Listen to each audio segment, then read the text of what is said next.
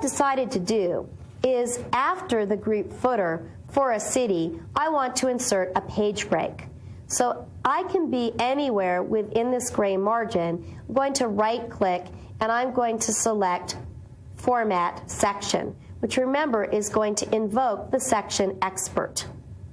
Once I've done that, because I right clicked on that footer section, it's automatically selected, but I could select any other section at this time. What I'm going to do is insert a new page after this section. I'm going to go ahead and click OK, and let's preview and see what we get. Every time we're done printing the data for a particular city, a page break occurs. As I move to the next city, again, each city is appearing on its own page. You can see that this is pretty boring since most of these cities only contain one customer.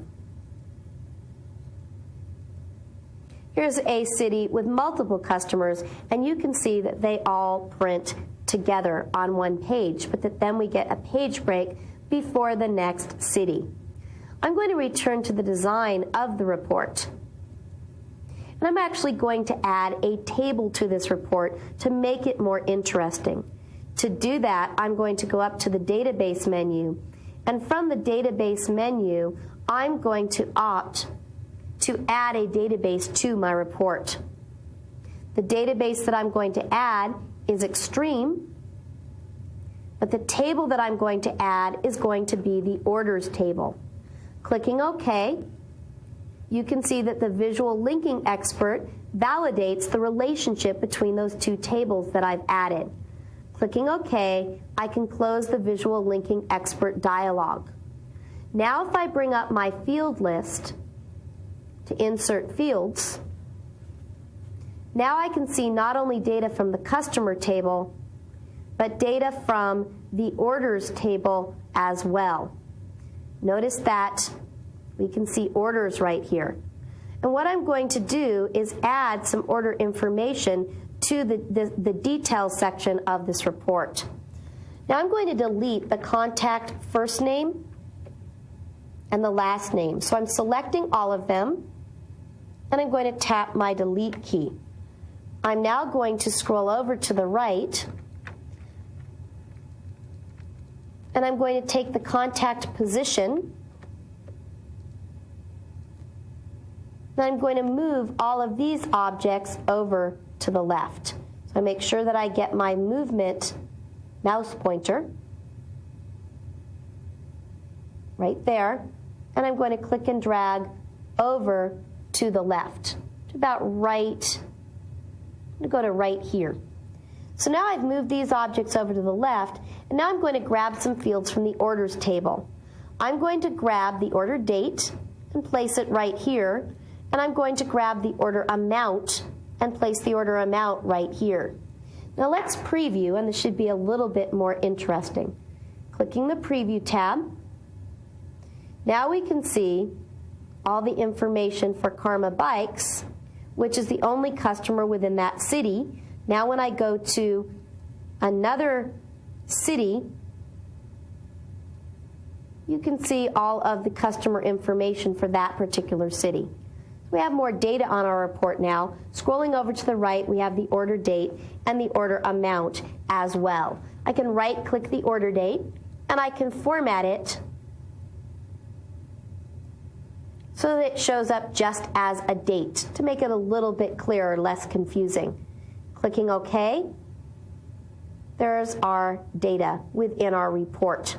If I can find a city that has more than one customer, you can see what that looks like. I'm going to zoom to the whole page so we can get a better look. That's a little too far out. Let's actually go to, let's try 50%. See if we can find a city.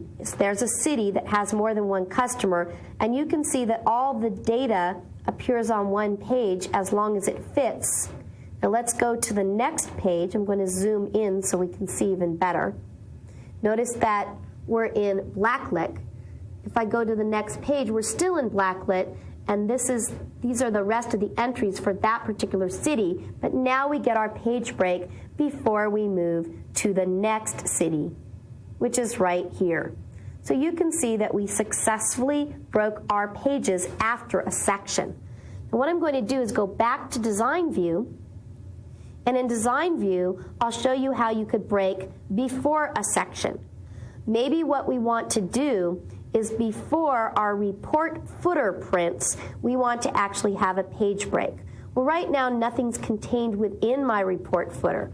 But what I'm going to do is place something within there. For right now, to make this really simple, I'm just going to insert a text object right here within the report footer. It's going to say, this is the exciting summary for my report.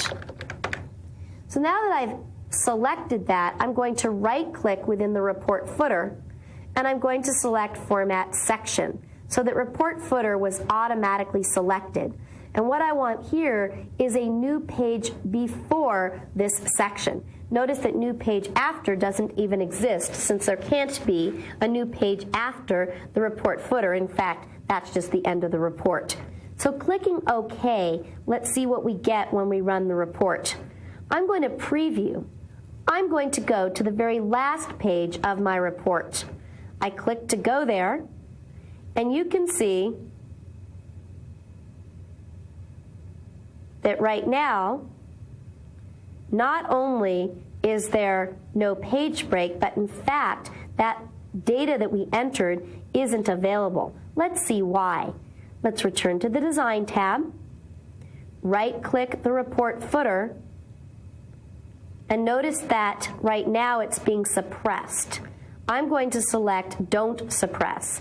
Notice it even changes color to indicate to me that everything's okay. I'm going to preview. And now, if I go to what was the last page, notice there's a 62 plus. If I now go to the very new last page, it contains our entry. Let me zoom so you can read it. It contains our entry. This is the exciting summary for my report. So in summary, why would you want to select new page before or new page after? Well, it's common to select new page after in a situation such as an invoice, where you want all the pages of the invoice to print as they're supposed to, but then when you get to the last page of a particular invoice, you want a page break before you start the next invoice. That's new page after. On the other hand, you may have a section, such as your report footer, that you always want to have print on its own page. Then you would select new page before. Scrolling down and over to the right, to the bottom of the page, if we take a look at the page numbers, notice that here we have page 1. And if I continue to go to page 2, notice that page 2 is numbered page 2.